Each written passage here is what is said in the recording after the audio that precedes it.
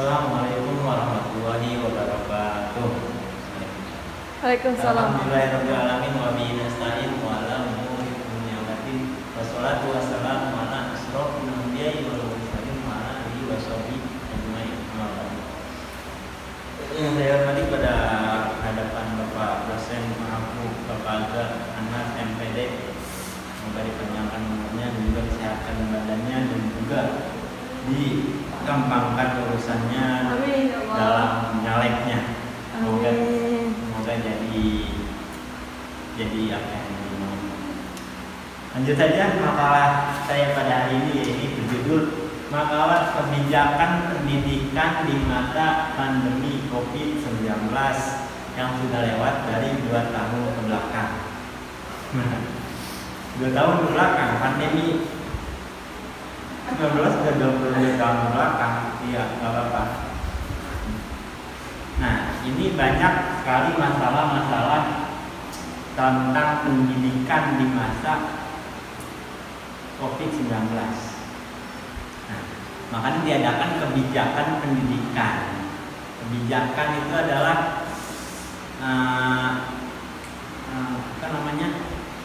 kebijakan itu adalah pemikiran yang arif dan juga bijaksana. Nah, itu kebijakan dalam berpendidikan. Oke.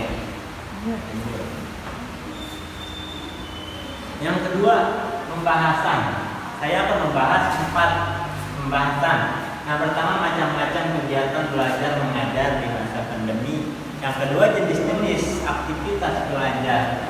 Yang ketiga, manfaat apa saja aktivitas belajar dan pelajaran di masa pandemi. Yang keempat, dampak pandemi COVID-19 terhadap dunia pendidikan. Yang pertama, macam-macam kegiatan belajar masa pandemi.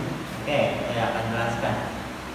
Nah, banyak sekali macam-macam kegiatan belajar mengajar di masa pandemi ini.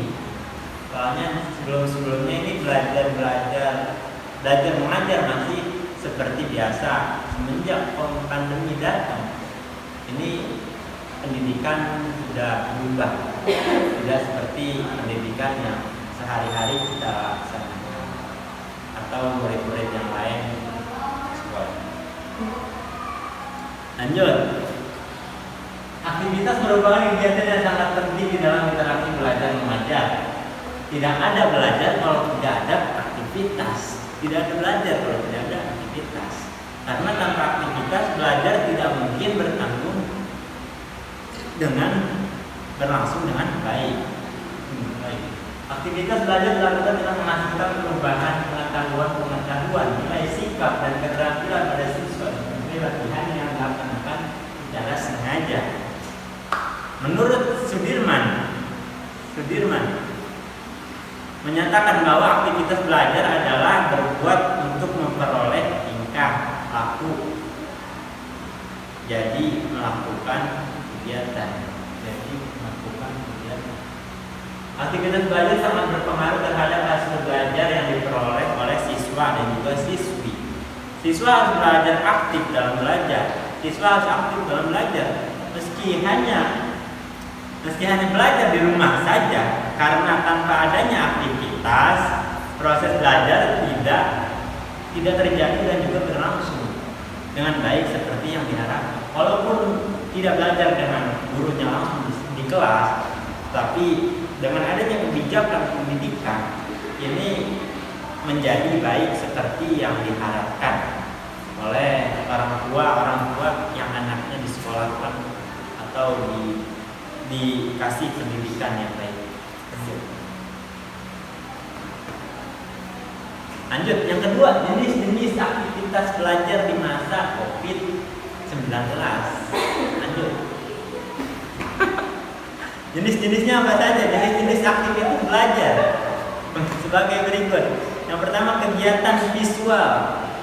Jenis-jenis aktivitas belajar di masa pandemi. Yang pertama, kegiatan visual. Apa itu visual? Visual itu adalah kegiatan panca indera, mata. Yang dijelaskan di sini adalah mata. Jadi kegiatan kegiatan semodel anak kecil. Kalau anak TK itu menggambar, itu dilihat sama dia, lama-kelamaan jadi bisa menulis. Itu visual. Kegiatan yang kedua lisan, berbicara. Mungkin kalau di pandemi itu dengan yang namanya video call bersama dengan orang tua atau dibantu dengan gurunya. Nah, itu namanya lisan. Yang kegiatan ketiga mendengarkan gurunya, video call dimatiin, gurunya menjelaskan.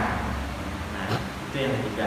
Yang keempat menulis, gurunya menyuruh menulis PR kepada murid agar bisa menulis yang ditugaskan oleh gurunya. Misalkan kata gurunya, coba tulis 1+1 sampai dengan 2 terus sampai 100. Nah, disuruh menulis sama gurunya. Yang ketiga menggambar, guru mengasih soal menggambar untuk di rumah agar supaya si murid keterampilannya bertambah walaupun tidak belajar di sekolah dengan gurunya. Yang keenam, kegiatan mental.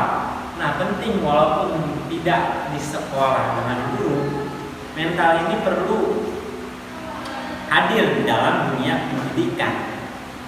Contohnya banyak sekali. Kegiatan yang terakhir ya ini adalah emosional.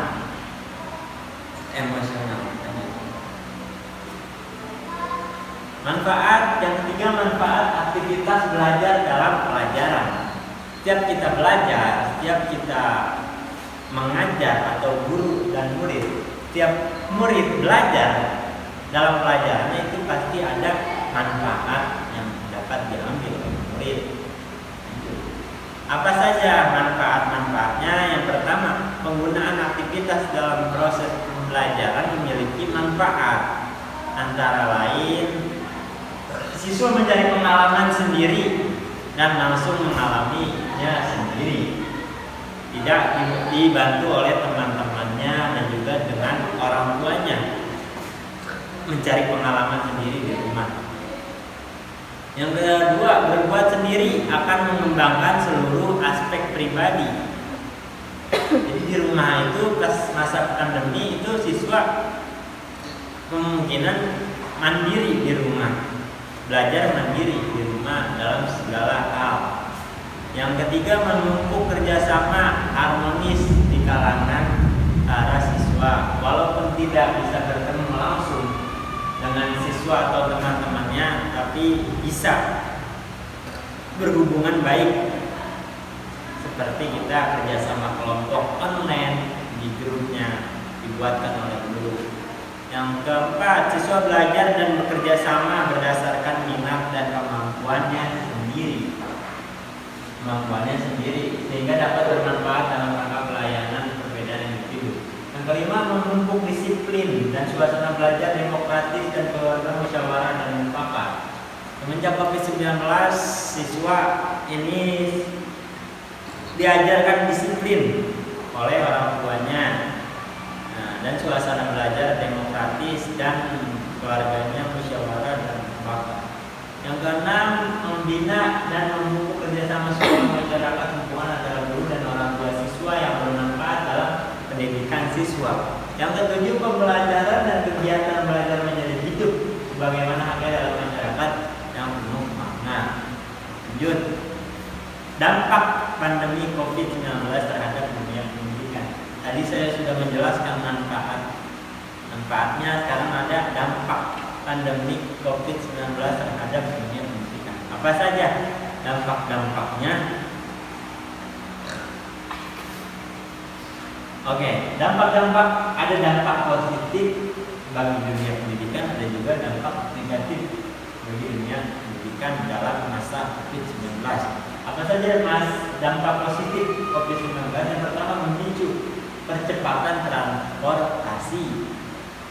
Dampak positifnya yaitu memicu percepatan transportasi yang biasanya transportasi banyak melintas di pagi hari, sekolah, kantor, manapun menjadi sedikit percepatan transportasi. Yang kedua, banyaknya munculnya aplikasi online. semenjak masa COVID-19 dunia pendidikan terutama di Indonesia banyak muncul aplikasi belajar online, baik dibuat sendiri dalam grupnya WA atau yang lain. Yang ketiga, banyaknya kursus online gratis. Nah, banyak sekali guru-guru online kursus orang tua untuk membayar guru tersebut agar supaya anaknya belajar di rumah, tidak keluar dan juga bermain. 4, munculnya kreativitas tanpa batas.